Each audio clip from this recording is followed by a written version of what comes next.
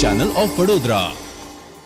ડભોઈ મહોડી ભાગોળ પાસે આવેલી રેલવે ફાટક નંબર 21નું રિપેરિંગનું કામ ચાલુ છે, ત્યારે રાત્રિના સમયે આ ફાટક બંધ કરી દેવામાં આવતા જ વાહન ચાલકો મુશ્કેલીમાં મુકાઈ જતા હોય છે।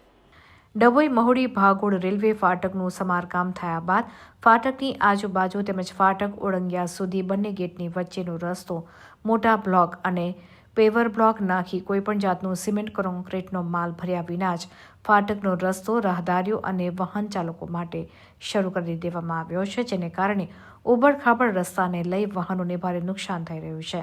ભારદારી તેમજ થ્રી વ્હીલ લોડિંગ વાહનો, ઓટો રિક્ષાઓ, એક્ટિવા, સ્કૂટર ચાલકોના વાહનો ફસાઈ રહ્યા છે, તો કેટલાક સ્કૂટર ચાલકો ગબડી પણ રહ્યા છે।